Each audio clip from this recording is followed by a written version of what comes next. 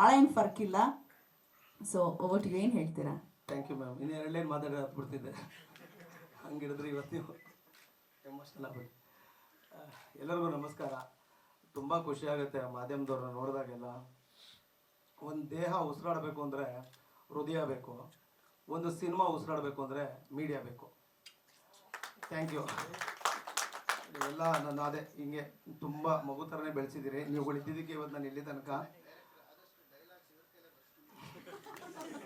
ಅಣ್ಣ ಇದು ಹೃದಯದಿಂದ ಹೃದಯದಿಂದಾನೇ ಬರೀರಿ.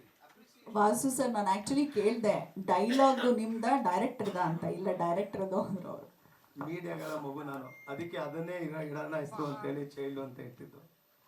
ನೀವುಗಳು ಬೆಳೆಸಿದ್ದಕ್ಕೆ ಇಲ್ಲಿ ತನಕ ತುಳಿಬೇಕು ಅಂತಿದ್ರೆ ಕಳೆದೋಗಿರ್ತಿದ್ದೆ ಯಾವತ್ತು. ಇಲ್ಲಣ್ಣ ನಿಜವಾಗ ನಾನು ಯಾವಾಗಲೂ ಅದಕ್ಕೆ ಒಂದು ಏನು ಹೇಳ್ತೀನಿ, ಶರಣ್ರಿ ಮೀಡಿಯಾ ಅಂತ. ಥ್ಯಾಂಕ್ ಯು ಅಣ್ಣ. ಅದೆಲ್ಲ ಬಿಟ್ಟು cinema, thank you Prakash sir. ನಾನು ಇದು ಹೀರೋ ಆಗಿ ಮಾಡ್ತಿರೋ 3ನೇ ಸಿನಿಮಾ. ಇದಕ್ಕೆ ಮುಂಚೆ 2 ಸಿನಿಮಾ ವರ್ಕ್ ನಡೀತಿದೆ, ಆಲ್ಮೋಸ್ಟ್ ಎಲ್ಲ ಮುಗ್ದಿದೆ. ಇನ್ನೇನು ರಿಲೀಸ್ ಹತ್ರ ಕೆಲಸಗಳು ನಡೀತಿದೆ. ಇದು ಚೈಲ್ಡ್ ಅಂತ ಸಿನಿಮಾ. ಪ್ರಕಾಶ್ ಸರ್ ಜೊತೆ ನಾನು ಇದಕ್ಕೆ ಮೊದಲು ಕತ್ತಿ ಅಂತ ಒಂದು ಸಿನಿಮಾ ಕೆಲಸ ಮಾಡಿದ್ದೀನಿ. ಅದರಲ್ಲಿ ಸರ್ ನಾನು ನೋಡಿದ್ರು, ಭೇಟಿ ಮಾಡಿದ್ರು. ಆವತ್ತೇ ನನಗೆ ಹೇಳಿದರು, ಅಲ್ಲಿ ನಾನು ಒಂದು 8-10 ದಿನ ಸರ್ ಜೊತೆ ಕೆಲಸ ಮಾಡಿದಾಗಲೇ ಹೇಳಿದರು, ಇಲ್ಲ ಸುದಿ, ನಿನ್ನ ಬರೀ ಒಂದು 8-10 ದಿನಕ್ಕೆ ಬಳಸ್ಕೊಳ್ಳೋಕೆ ನನಗೆ ಇಷ್ಟ ಆಗ್ತಿಲ್ಲ, ನಿನ್ನ ಪೂರ್ತಿ ಪ್ರಮಾಣದಲ್ಲಿ ಮುಂದಕ್ಕೊಂದಿನ ಬಳಸ್ಕೊತೀನಿ, ಖಂಡಿತ ಬರ್ತೀನಿ ಅಂತ. ಅದೇ ರೀತಿ ಸರ್ ಕತೆ ಹೇಳಿದ್ರು ಬಂದು ಒಂದು 2 ಮಂತ್ಸ್ ಹಿಂದೆ. ಸರ್ ಮಾಡೋಣ ಸರ್, ನಾನು ಯಾವತ್ತೂ ಯಾವ ಡೈರೆಕ್ಟ್ರಿಗೂ ನಾನು ಇದನ್ನು ಸೆಲೆಕ್ಟ್ ಮಾಡ್ತೀನಿ ಅದನ್ನು ಸೆಲೆಕ್ಟ್ ಮಾಡ್ತೀನಿ ಹಂಗೆಲ್ಲ ಏನೋ ಚೂಸ್ ಮಾಡಿಕೊಂಡು ಚಾಯ್ಸ್ ಮಾಡಿಕೊಂಡು ಕೆಲಸ ಮಾಡೋಕ್ಕೆ ಬಂದಿಲ್ಲ. ಕೆಲಸ ಸಿಕ್ಕಿದ್ರೆ ಸಾಕು ಅಂತ ಕೆಲಸ ಮಾಡ್ಕೊಂಡು ಬಂದವನು. ಆಮೇಲೆ ಸರ್ದು ಹಪ್ತ ನೋಡಿದ್ದೀನಿ ನಾನು, ಯಾಕಂದ್ರೆ ನಮ್ಮ ವರ್ಧ ರಾಘು ಎಲ್ಲ ಮಾಡಿದರು. ಅದು ಅದ್ಭುತವಾದ ಕತೆ ಸರ್ದು.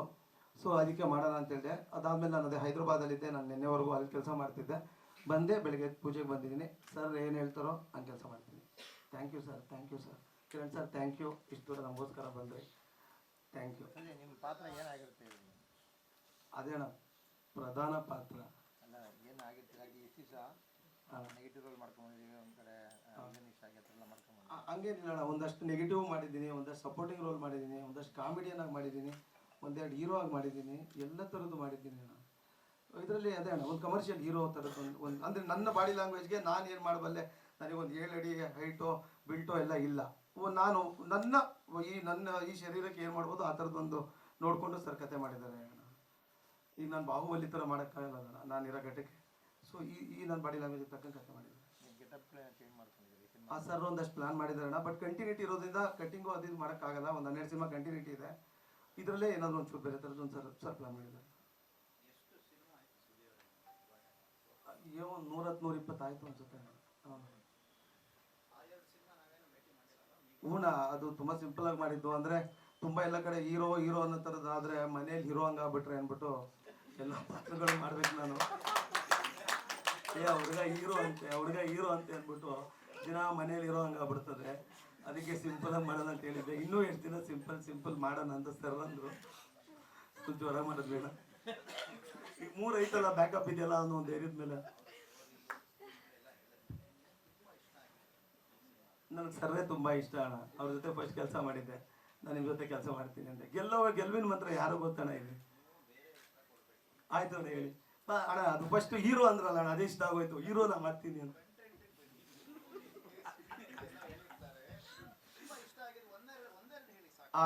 ಅಂದರೆ ಅದೇ ಅಣ್ಣ, ಒಂಚೂರು ರೌಡಿಸಮ್ ಬೇಸ್ಡ್ ಲೈನ್ ಇದೆ ಇದರಲ್ಲಿ. ಆಮೇಲೆ ಕೊನೆಯಲ್ಲಿ ಬೇರೆ ಥರ ಟ್ವಿಸ್ಟ್ ಇದೆ. ಕತೆ ಚೆನ್ನಾಗಿದೆ ಅಣ್ಣ. ಅಷ್ಟೇನಣ್ಣ?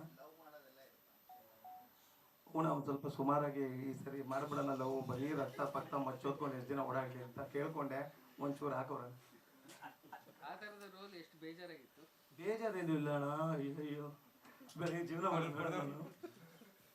ಇಲ್ಲ ಅಂದರೆ ಒಂದೇ ಮೊನಾಟನಸ್ ಆಗಿ ಮಾಡ್ತಾ ಇದ್ದೀನಲ್ಲ, ಒಂಚೂರು ಮಚ್ಚ ಕೆಳಗಿಟ್ಟು ಒಂಚೂರು ರೋಜ್ಗೆ ಜಟ್ಕೊಂಡು ಓಡಾಡೋಣ. ಹೂಣ, ಅಂದೆ ಹಂಗೆ ಅಂತಾರೆ ಅಣ್ಣ. ತುಂಬ ಚೆನ್ನಾಗಿ ಕಾಣಿದ್ರೆ ಪಾತ್ರಗಳು ಸಿಗಲ್ಲ ಅಣ್ಣ. ನಾನು ಈಗ ವಿಲನಾಗಿ ಮಾಡ್ತಿರೋದ್ರಿಂದ ಹುಡುಗ ಸ್ಮಾರ್ಟ್ ಆಗವನೇ, ಬೇಡ ಅಂತಂದ್ರೆ ಫ್ರೇಮಲ್ಲಿ ಹೀರೋ ನನಗೆ ಕಷ್ಟ ಆಗುತ್ತೆ. ರಾವಣನ ಥರನೇ ಇರಬೇಕು.